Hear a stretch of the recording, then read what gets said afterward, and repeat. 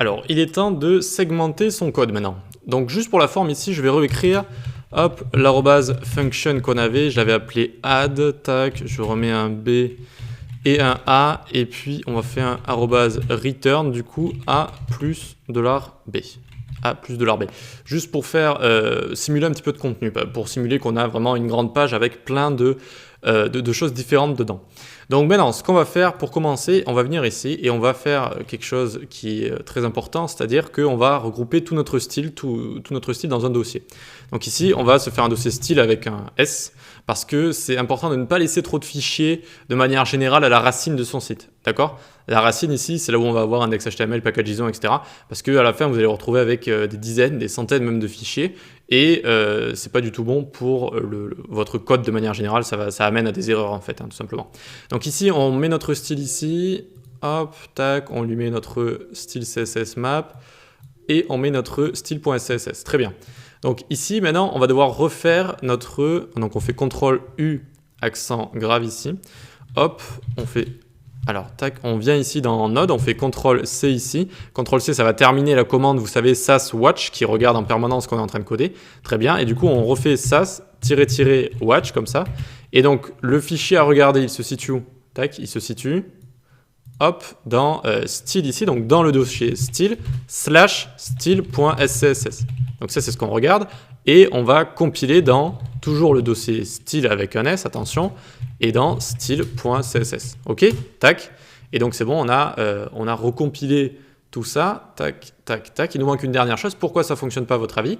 Parce que maintenant, le style.css, il est toujours dans un dossier. Et donc, il est mal renseigné ici dans notre index.html. Donc ici, il ne faut pas oublier le style avec un S / style.css. Et hop, ça fonctionne très bien. Super. Et là, déjà, on a fait quelque chose de bien. On a réuni tous les styles dans un dossier.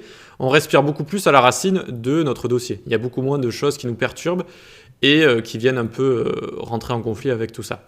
Donc maintenant qu'on a ça, très bien, notre style.css, il est un peu verbeux tout ça. Il y a les mixins qui sont mélangés. Allez, pour la forme aussi, on va créer des variables. Donc ici, je vais faire par exemple $couleur main, par exemple, pour couleur principale. Et je vais lui mettre blue comme ça. Je vais faire couleur txt, tac, je vais mettre violet. Voilà, juste pour faire semblant d'avoir déclaré déjà des variables. Et donc le but, ça va être maintenant de séparer les variables, les mixins, les fonctions, le code dans des fichiers séparés, d'accord, pour pouvoir avoir moins tout dans un seul fichier et donc pour pouvoir plus facilement coder. Donc ici, maintenant, on va créer un dossier underscore variable.scss. Et dedans, on va mettre les variables qu'on a ici, CTRL-X, CTRL-V. Pourquoi je mets un underscore ici? C'est très très important. Ça évite que votre fichier va se recompiler, donc tous vos fichiers vont se recompiler. Au contraire, ce qu'on va faire en fait, on va rassembler tous ces fichiers avec des underscores dans un seul fichier, donc dans le style. On va les import et donc une fois qu'on les aura import, ce sera ce style.css qui va se compiler et non pas tous les fichiers qui se compilent, puis dans le style.css, tous les fichiers qui se recompilent. Ok, donc je vais revenir dessus, vous inquiétez pas. Pour l'instant, il nous manque encore donc les mixins, donc underscore très important, mixins.scss. Hop, et là on va prendre toutes nos mixins qui sont ici. CTRL-X, tac, et on les met là. Hop. Ok, ensuite ici, donc on reste dans style, on va se prendre, il nous reste quoi par exemple? Les fonctions, donc underscore function ou function.scss, tac. On vient ici, on prend les fonctions, hop, hop, super. Et après, il va nous manquer ce que j'appelle le général, c'est-à-dire le code général. Code général que vous pouvez aussi segmenter s'il devient trop grand également. D'accord? Donc une partie header, une partie portfolio, une partie photo, une partie input, etc., etc.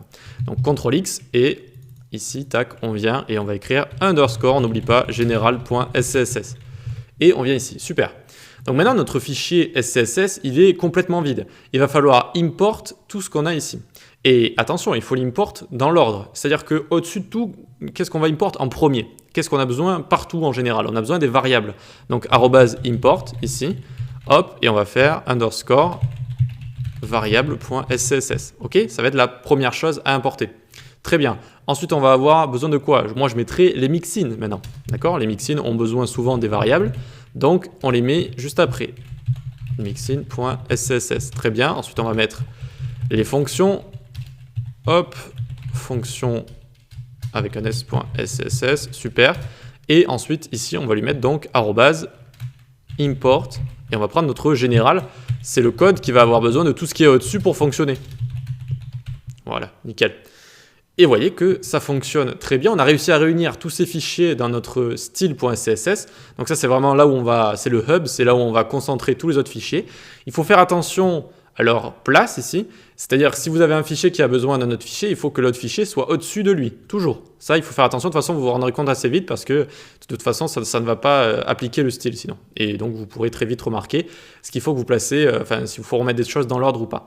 Et voilà comment on segmente un code, comment on segmente ces codes SCSS. Et c'est très pratique. Et encore une fois, bon là, on n'avait pas grand-chose.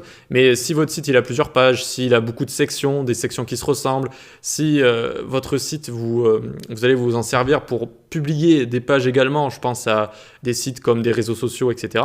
Eh bien, vous pouvez tout segmenter et là, vous pouvez même faire des sous-dossiers, par exemple, d'accord header photo, par exemple, si vous avez des pages qui vont avoir des photos, etc., vous pouvez mettre directement des dossiers dedans et puis on n'oublie pas de tout mettre à chaque fois à la fin dans le dossier, le fichier final comme ça. D'accord? Donc là, le dossier, je peux l'enlever. Et voilà donc comment on segmente un code avec un préprocesseur et donc avec le préprocesseur SAS en l'occurrence. Allez, on va pouvoir passer à la suite.